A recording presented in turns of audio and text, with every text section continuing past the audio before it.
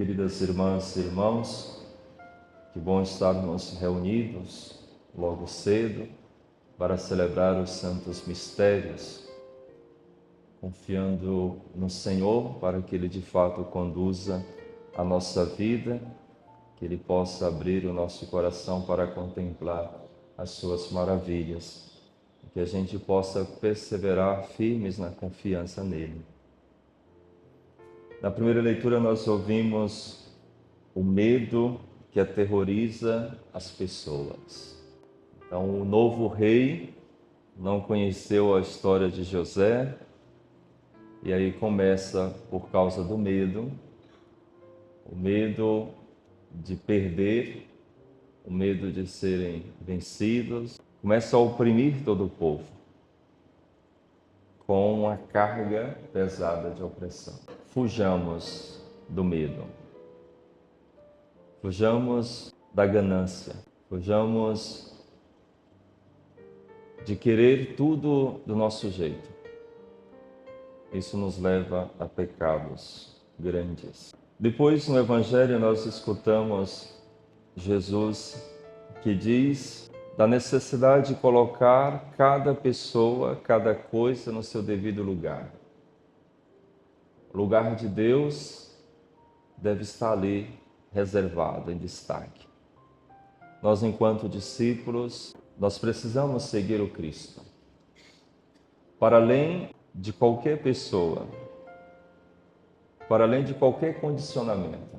Então nós precisamos amá-lo acima de tudo e de todos. E seguir Jesus Cristo muitas vezes significa enfrentar situações contraditórias, difíceis, mas nem por isso vamos deixar de abraçar a fé. O que nós não podemos é viver uma paz de pântano, uma paz de cemitério. E parecer que está tudo muito tranquilo, mas na verdade não está. Então, se para a defesa ou a vivência da fé a gente vai encontrar dificuldades ou pessoas que pensam diferente, ou até separações, vale a pena para professar a fé por conta da recompensa que vem do Senhor. E por conta também da nossa realização. Quando nós nos unimos às pessoas em Deus, por Deus, com Deus, ganham um sentido. Agora, relações fundadas sem Deus são mais fundadas no egoísmo, na vaidade, no medo. Isso não deve pautar as nossas relações, nem de amizade, nem familiares. A vivência do amor é o que deve reger a nossa vida, a nossa relação, o nosso seguimento de Jesus Cristo. Quem não tomar a sua cruz e não me seguir, não é digno de mim. Então nós precisamos assumir também o seguimento de Jesus Cristo carregando a cruz, para depois participarmos de sua glória. Como tudo o que fizermos, devemos fazer por Cristo. Hoje, celebrando São Camilo de Leles, e fica muito aplicado a ele essa passagem do Evangelho. Quem der ao menos um copo de água fresca a um desses pequeninos, por ser meu discípulo, não perderá a sua recompensa. São Camilo não só deu um copo d'água, mas se entregou e reuniu pessoas para se dedicar aos enfermos, aos irmãos necessitados. Então, a vivência da caridade, as práticas de misericórdia para com os nossos irmãos, não ficará sem recompensa do céu. Então, que nós também possamos abraçar a prática da caridade como atitude mesmo de discípulo de Jesus Cristo. Hoje, dentro da novena, em honra a Nossa Senhora do Carmo, somos convidados a olhar para ela como uma mulher orante, a oração de Maria. Pensemos em Maria como filha de Israel. Desde pequena, dedicada ao serviço do Senhor. Desde pequena, educada para viver os preceitos do Senhor. Alguém atenta à prática de oração, de suas devoções, de suas práticas piedosas. Alguém que vai ao templo, alguém que louva o Senhor e alguém que se coloca à escuta de Deus. E depois, olhando para Maria como manifestada no Evangelho, é alguém atenta à palavra do Senhor. É alguém que vive uma intimidade com o Senhor ao ponto de ser visitada por Deus. E a saudação do anjo, ave cheia de graça, fala muito da atitude de Maria. Ela que estava recolhida na sua intimidade com seu Deus. Ela que estava em oração, em silêncio, em solidão. Como que dizendo, aqui estou.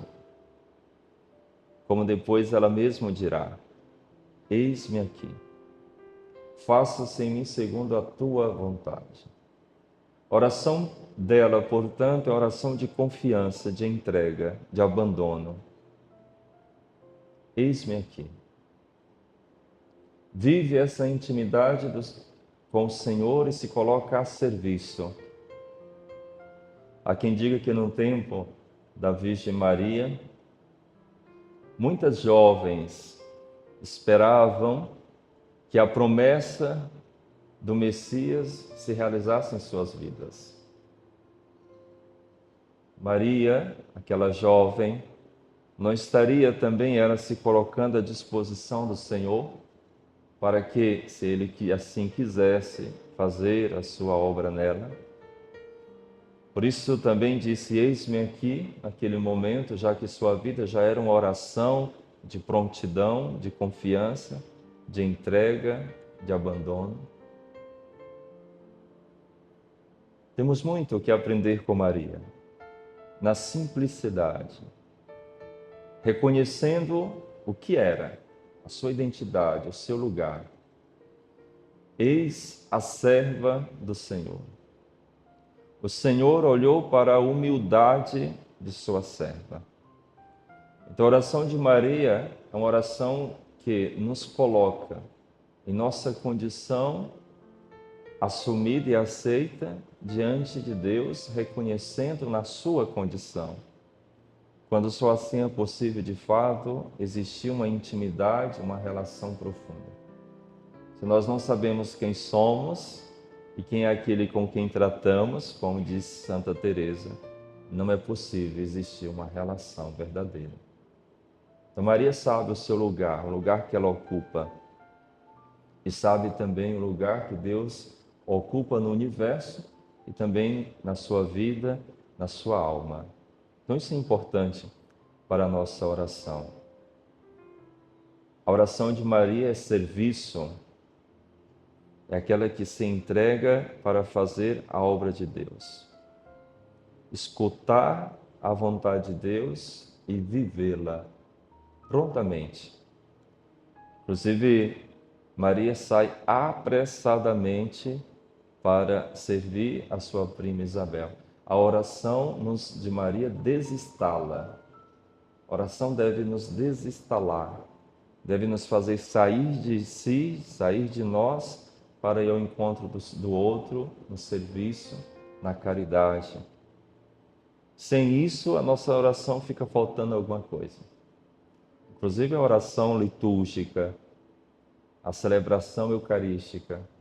Se nós nos reunirmos só para celebrar a missa e não celebrá-la depois na rua, no trabalho, em família, diante da necessidade de nossos irmãos, fica faltando alguma coisa. Então, esse momento de intimidade, de encontro com Deus, deve nos ajudar a levar Deus para os outros. Maria é aquela que reza intercedendo, é uma oração de intercessão.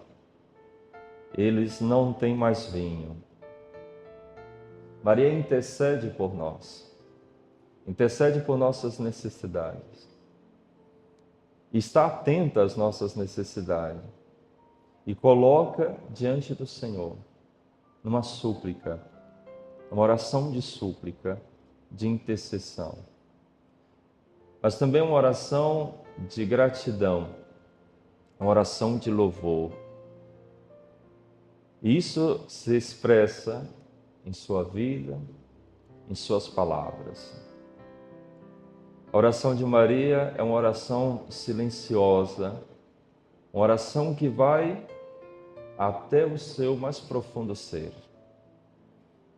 Diante de algumas situações em que ela não compreendia muito bem, ela guardava no coração. A sua oração é uma oração meditativa. Ela guardava para meditar, para ruminar aquela situação e depois apresentar a Deus.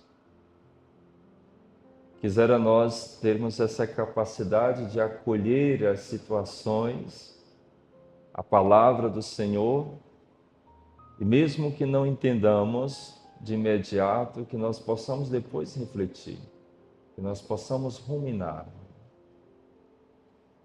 Quisera aqui, no início do dia, escutando a palavra de Deus, ao longo do dia, a gente voltar a essa palavra, para que essa palavra fale ao nosso coração e se traduza em obras. A oração de Maria é também uma oração de adoração. E aí pensemos em Maria diante da cruz, o seu filho crucificado. Ela estava ali firme, de pé, junto à cruz, reconhecendo em seu filho a presença mesmo de Deus. E por isso ela não desesperou, porque viu ali a vontade de Deus realizada em seu filho, o Filho de Deus, e pôde contemplá-lo, e pôde entrar em comunhão com ele, em intimidade atenciosa, e suportar, inclusive, a dor, o sofrimento, a cruz. A nossa oração deve nos levar também a isso. Uma oração de aceitação da vontade de Deus e de participação no sofrimento do Cristo.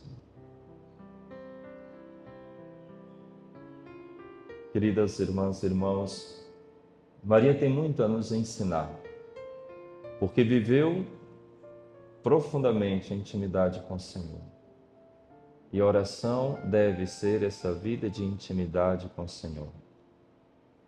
Maria não tinha simplesmente momentos de oração, a sua vida era uma oração. Era uma intimidade, um encontro permanente, contínuo com o Senhor. Assim deve ser a nossa vida. Que ela interceda por nós e nos ajude a sermos de fato homens e mulheres de oração. Homens e mulheres de intimidade com Deus, de amizade com Deus, como nos ensina Santa Teresa. Homens e mulheres abandonados, entregues à vontade de Deus. E a cada dia, a cada tempo, a cada instante, nós precisamos cultivar isso em nossas vidas. Que ela interceda por nós, nos guarde e nos proteja.